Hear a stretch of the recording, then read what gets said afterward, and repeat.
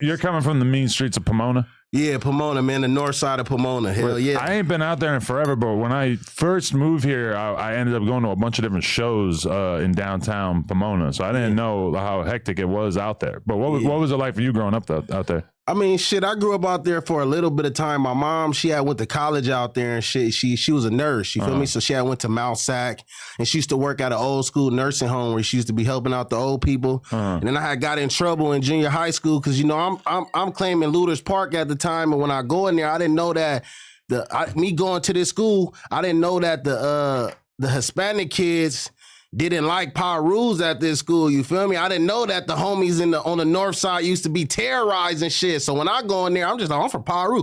They immediately on me, you feel me? Tripping, you know what I'm saying? So it just went left. I broke a dude's arm at a young age, went to juvenile hall for the first time, really for terrorist threats, because he didn't tell nobody that I broke his arm, you feel me? So I went for terrorist threats because while I was breaking his arm, his homie was hitting me. And the security broke it up and I told his homie, like, you jumped in my fight, I'm gonna kill you.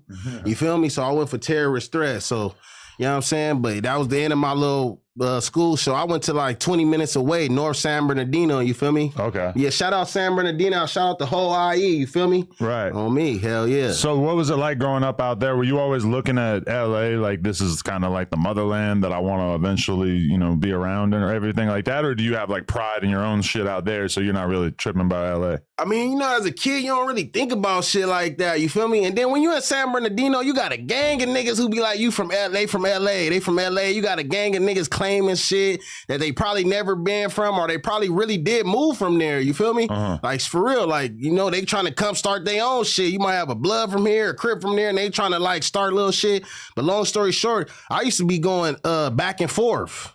You feel me? My grandma got a house in South Central, you feel me? So I'm always back and forth. Like, if I get in trouble out here, my mom was a young lady when she had me at 15. You feel me? So imagine a youngster coming up and he fucking up in school, he messing up. So she gonna always try to send me off to my pops, but he busy. So I'm going to his mama house, South Central LA. Niggas ain't playing, you know what I'm saying? Right there on like Manchester and Maine, where the little incident happened with PNB Rock. Right. I used to walk to that McDonald's. Like, that's like a normal thing. Like I done seen people dead walking out going to that McDonald's, but that's like a normal thing. I used to be at that El Pollo Loco, all that little shit over there. You feel me? I got family from all over that area. You know what I'm saying? So I'm known in both spots. You feel me? I'm known in South Central and I'm known in the IE. You feel me? But did you not feel like you had to prove yourself when you were going into South Central, when you, like, you know, are known, or people probably knew that you were from Pomona, right? Do you feel like you kind of had to go extra hard? Nah, not extra hard, because I got a lot of relatives from over there, you feel me? So it's just like it's just like we gonna fight. We're gonna fight, and that give me a chance to show that, like, yeah, I'm from the valley and all that, but then I'll still be chunking, bro. That's what we do out there. But as the ages start to progress, I used to notice that, and I ain't saying Pomona, I'm saying San Bernardino. I was in San Bernardino majority of the time, more than Pomona, you feel me? But I just noticed that once I got older and we started turning into teenagers, my family members in South Central, they used to be having pistols. It said it wasn't no fighting. You niggas wasn't no fighting. Red homies. Niggas start upgrading the pistols. I'm talking about the nigga who couldn't fight at all. The nigga who used to stutter when you trying to talk. Now this nigga got a pistol. Everybody got a pistol. My little relative lived down the street. He used to ride the short bus. I used to stand in front of my grandma's house all day waiting for him to get out, because he get out early because he was in special ed. I used to wait for him to get out so I could chill with him on my mama. And I go back, we like 13, 14, he got a long ass revolver. I'm like, damn, but back in the San Bernardino areas, they still fighting and shit, you feel me? That's what I was experiencing at the time. But like I said, this many years ago, shit done changed. Like, the murder rates and shit done changed in these areas. Now it's like South Central is kind of cooling down a little bit. They like 50%. Right. But the shit, that San Bernardino shit I'm hearing is going up. Oh, it's super wild out there now? Yeah. Really? I mean, it always kind of been wild. Like, even when I went to school out there, I had a homie. His name was Fat Black. You feel me? Shout out my nigga Fat Black. He used to be whooping shit. That's why I used to look up to him, because he used to whoop niggas' ass so bad. You feel me? And it was some dude that lived in my apartment. His name Rodney. And we used to play basketball a lot. And Rodney was buff as for a young dude, because his dad used to have him lifting weights. He even beat his stepdaddy up. I'm talking about buff as. So I used to be like, damn, my nigga Rodney, like he be knocking shit out. He whooped his stepdaddy. You feel me? Like this was a thing in the apartments. But when we go to school, Fat Black put him down in the bathroom. I'm like, nigga, Fat Black, put him down. And so shit after that, Fat Black was my hero. This nigga Fat Black was so active, nigga popped on him in front of the school. A nigga in the 10th grade get popped on by some grown niggas while he getting dropped off by his mom. He get dropped off by his mom, he walking in, 2 grown niggas hop out and bust on him in front of the school. Put the whole school on the lockdown. And before all them little school shooters that be on the news now. But they didn't kill him? They just took a couple just popped shots him in his leg and shit. But that made him like a huge legend in the school? What? Fat Black shot in front of the school. He probably in jail right now, man, because that's my boy, but he always tripping, you feel me? Holy shit. Always tripping, you know me, bro. Yeah, Fat Black, salute Fat Black, man. That is a wild story. Holy fuck. Put the whole school on lockdown. Who initially introduced you to the Piru thing, though?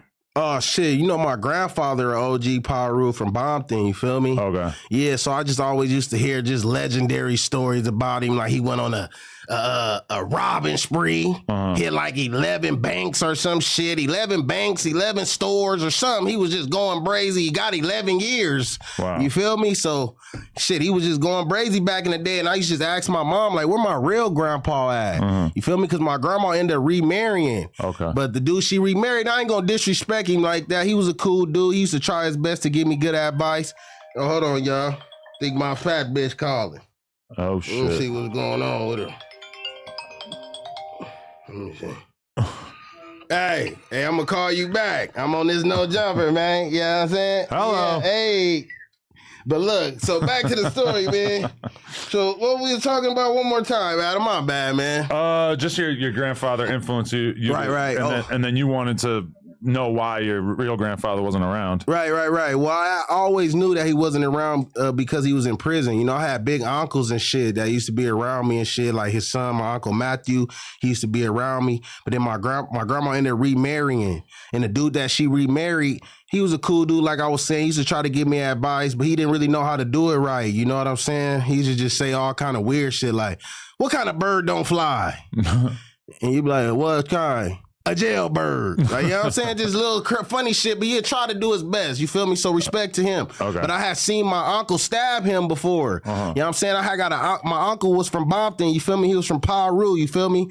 And he had went on a high-speed chase. One day him and my other uncle driving the car, and my main uncle that lived with me that had the disability, but this before he had the disability. I'm talking about the nigga is 6'6", bringing 6 bitches to the house at one time. Whoa. Bitches is on him, you feel me? He looked just like my grandpa, you feel me? And one day they driving, and they had their homie in the back. And while they had their homie in the back, they drive past some Bompton Rips.